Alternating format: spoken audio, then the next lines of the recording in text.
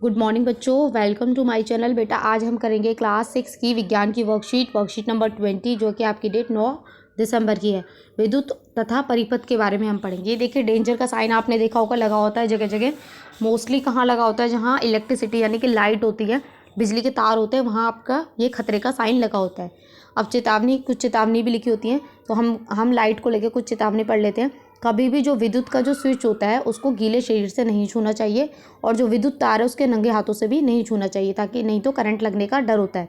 कभी भी पतंग जो है वो तारों के आसपास नहीं उड़ानी चाहिए। कभी भी विद्युत खंभे या ट्रांसफार्मर को नहीं छूना चाहिए। खंभे जो होते हैं लाइट के, उनको नहीं छूना चाहिए।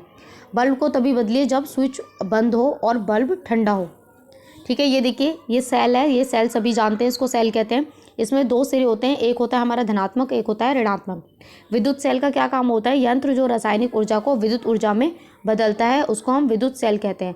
सभी विद्युत सेल में दो सिरे होते हैं, एक होता है धनात्मक, दूसरा होता है ऋणात्मक सिरा।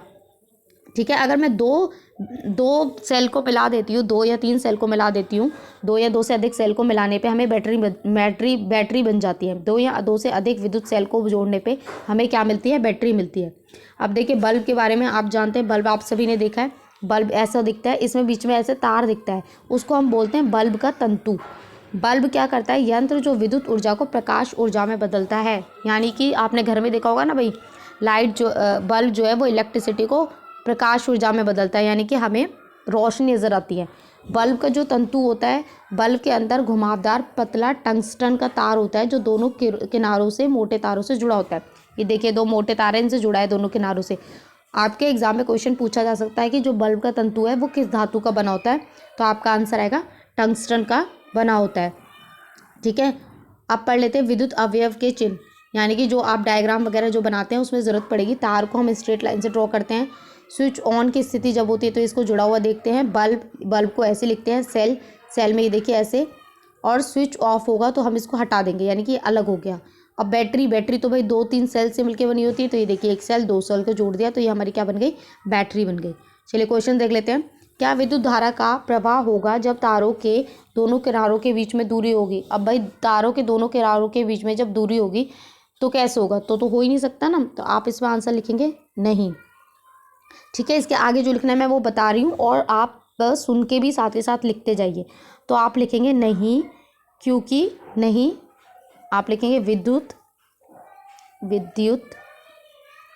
परिपथ पूर्ण नहीं होगा और विद्युत धारा का प्रवाह नहीं होगा। मैं बोलती भी जा रही हूँ तो आप ये लिख लीजिएगा, और मैंने लिख भी दिया है अगर समझ नहीं आता तो।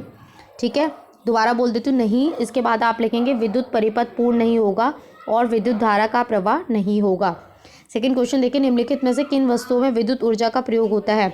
तो पंखा में होता है, गैस चूल्हा में नहीं होता, फ़ोन में होता है, वॉशिंग मशीन में होता है, टेलीविज़न में भी होता है, किताब में नहीं होता, कंप्यूटर में भी होता है, टॉर्च में भी होता है और फ्रिज में भी होता है। इसके बाद में आपका क्वेश्चन है सेल के 2 सिरों के नाम लिखिए। तो आपका एक सिरा होता है धनात्मक सिरा और एक आपका होता है ऋणात्मक सिरा। ठीक है, 2 सिरे हैं। तो यहाँ आपकी वर्कशीट कंप्लीट होती है। आई होप आपको अच्छे से समझ में आई हो। तो प्लीज़ चैनल को लाइक करें, सब्सक्राइब करें, कमेंट करें, फ्रेंड्स के साथ शेयर करें।